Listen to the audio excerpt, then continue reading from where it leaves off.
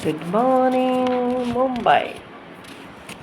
મેં વિદ્યા બાલનની સ્ટાઇલમાં કીધું, પણ હું એલિઝા ઠક્કર આપ સર્વેનું આટલી વહેલી સવારે નેસ્ટ પ્લે હાઉસમાં સ્વાગત કરું છું, વેલકમ કરું છું. આમાંના ઘણા બધા જણા યોગામાં આ ટાઈમે આવે જ છે અને યોગા કરે જ છે. આજે પણ ચેતના મિસ આપણને યોગા કરાવવાના છે, એ કંઈ આપણને રજા નહીં આપે. આજની આ ગુલાબી સવારમાં આપ સર્વ ગુલાબી કપડાઓમાં સજ્જ થઈને આવેલી સુંદર લેડીઝનું ઇન્ટરનેશનલ વુમન્સ ડે સેલિબ્રેશનમાં સ્વાગત કરું છું. તમને બધાને ખ્યાલ છે કે આપણું વુમન્સ ડે સેલિબ્રેશનનું એક ફ્લાયર બનાવ્યું છે. તે ફ્લાયરમાં શું લખ્યું છે? કોઈએ વાંચ્યું છે? નથી વાંચ્યું? It's okay. Nourish and bloom. Nourish means એવું ખાવું કે જેનાથી ખાવું અને ખવડાવવું કે જેનાથી આપણી હેલ્થ સારી રહે અને ઘરના દરેક સભ્યોની હેલ્થ સારી રહે, એટલે ન્યુટ્રિશનલી બેલેન્સ ખાવું અને ખવડાવવું.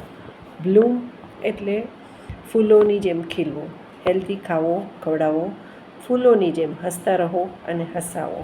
એવું આપ સર્વનું સ્વાસ્થ્ય સારું રહે, માનસિક અને શારીરિક, એવી ઈશ્વરને પ્રાર્થના.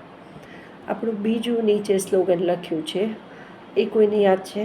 હું ફ્લાયર બનાવવામાં ઘણી મહેનત કરું છું, પણ કોઈને યાદ નથી. ઇટ્સ ઓકે, તમે હજી પણ જોવું હોય તો જોઈ શકો છો. નરિશ અને બ્લૂમ એના સિવાયનું પણ બીજું એક છે. ઓકે, કંઈ વાંધો નહીં, હું જ કહી દઉં છું. ફિટનેસ, યોગા, વેલનેસ અને ફન.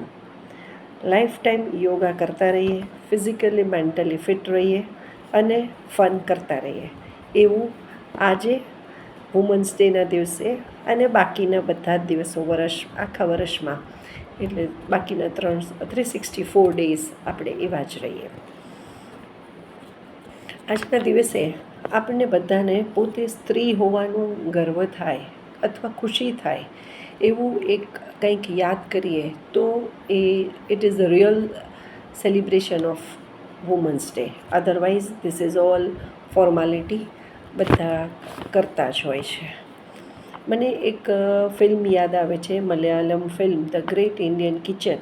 એના પરથી એક ZEE5 OTT પર એક ફિલ્મ બની છે, મિસિસ, જેમાં સ્ત્રી લગ્ન પછી કેવી રીતે પોતાને જાતને ભૂલીને પોતાના હસબન્ડને અને ફેમિલીને સેટ થવા સાથે મેમ્બર્સ સાથે કોશિશ કરે છે, એ એની સ્ટ્રગલ છે. અને પછી એ પોતાના સપના પૂરા કરવા કેવી રીતે બળવો કરે છે. આઈ હોપ કે આપ સર્વ અહીંયા હાજર છે એમાંથી બધાએ થોડી થોડી કંઈક ને કંઈક તો સ્ટ્રગલ કરી જ છે.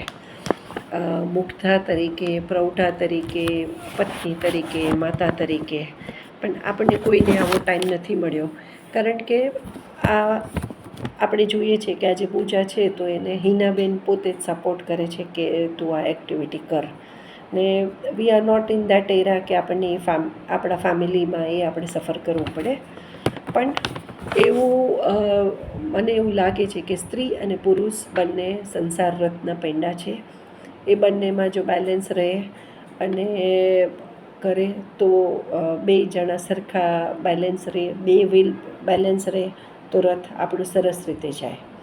લાસ્ટમાં હજી એક વસ્તુ હું કહીશ કે મને વિચાર આવે છે, આપણે વુમન્સ ડે સેલિબ્રેટ કરીએ છીએ, વુમન્સને પર આમ અત્યાચાર થાય છે, આમ થાય છે, એવું ઘણું સાંભળ્યું.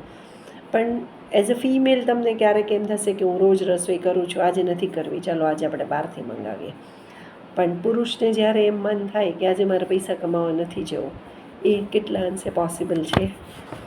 Anyway, thanks for listening me.